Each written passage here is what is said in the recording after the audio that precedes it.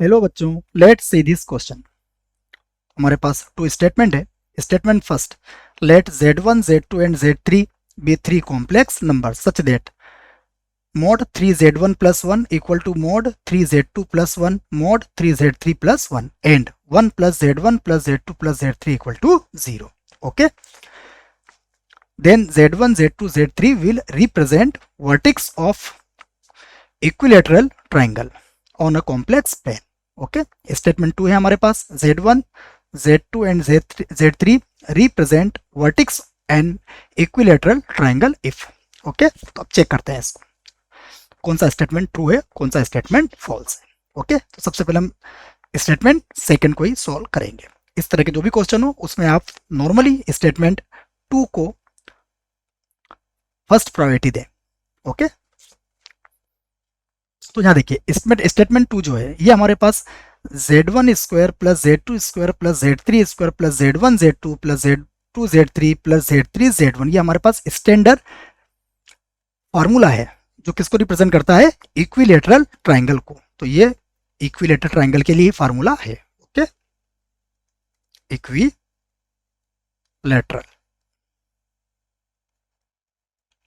इसका मतलब क्या हुआ कि हमारा जो स्टेटमेंट सेकेंड है वो क्या है, ट्रू है। तो स्टेटमेंट सेकेंड तो हमारा ट्रू हो गया। Okay, statement second,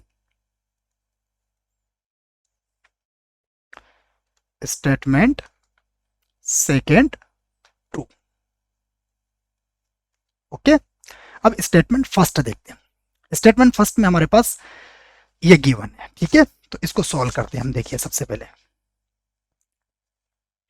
statement first,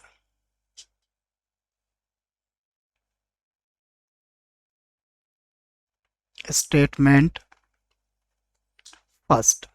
okay, हमारे पास है मोड 3z1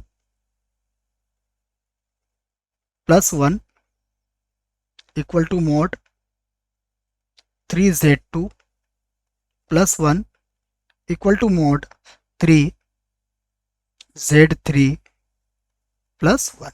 ओके, यहां से देखिए आप सबसे पहले इसको 3 से डिवाइड कीजिए। आप 3 से डिवाइड किया तो z1 प्लस 1 बाई 3।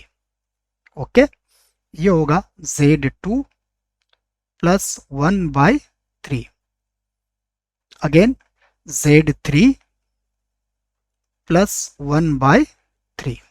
ओके, अब देखिए हम इसको ऐसा भी लिख सकते हैं, z1 माइनस 1 बाई 3। ओके, इसको देखिए z2 minus 1 by 3, again z3 minus 1 by 3। Okay, तो यहां से देखिए आप z माइनस, ये z1 हो सकता है, z minus z2, z minus z3।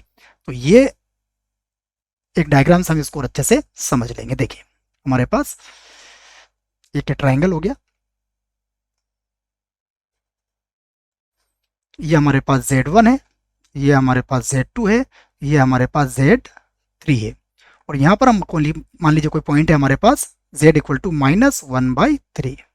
देखिए ये जो पॉइंट है यहाँ से इसकी z3 से डिस्टेंस, z1 से डिस्टेंस एंड z2 से डिस्टेंस, ये डिस्टेंस क्या हमारी इक्वल है। और अगर वर्टिक्स से डिस्टेंस इक्वल होती है तो हमारे पास क्या होता है, सर्कम सेंटर होता है। तो हमारा सर्कम सेंटर क्या हो गया, माइनस 1 बाई 3। तो सर्कम सेंटर, सर्कम सेंटर आपका माइनस 1 बाई 3 हो गया है, equal to minus 1 by 3। Okay, again देखिए स्टेटमेंट 1 में हमें एक और बात कही है उसने, हमारे पास है 1 plus z1 plus z2 plus z3 equal to 0। ठीक है, इसको यहां अप्लाई करते हैं हम। देखिए तो यहां पर हम लिखेंगे second thing, 1 plus z1 plus z2 plus z3 equal to 0। यहां से देखिए, सॉरी,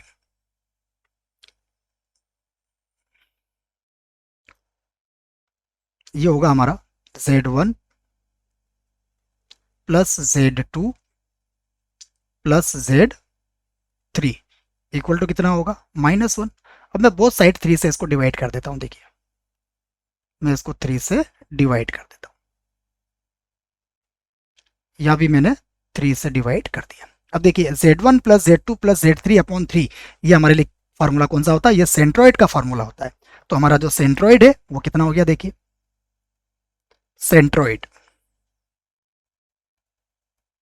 सेंट्रोइड हो गया हमारे पास -1/3। अब देखिए ट्रायंगल तो हमारे पास वही है Z1 Z2 Z3 वाला, तो अब यहाँ पर देखिए सरकम सेंटर हमारे पास -1/3 है और हमारे पास सेंट्रोइड भी -1/3 है, और ये दोनों इक्वल है। ये इक्वल तभी होते हैं जब हमारे पास क्या हो, इक्विलेटरल ट्रायंगल हो। तो इसका मतलब क्या हुआ, Z1 Z2 Z3 equilateral triangle को रिप्रेजेंट करते हैं। ठीक है, तो यहाँ पर यही कहा था उसने, Z1 Z2 Z3 will be represent vertices on a quadrilateral triangle. तो स्टेटमेंट 1 भी हमारा क्या हो गया, ट्रू हो गया। Okay, I hope you will understood it well. Best of luck.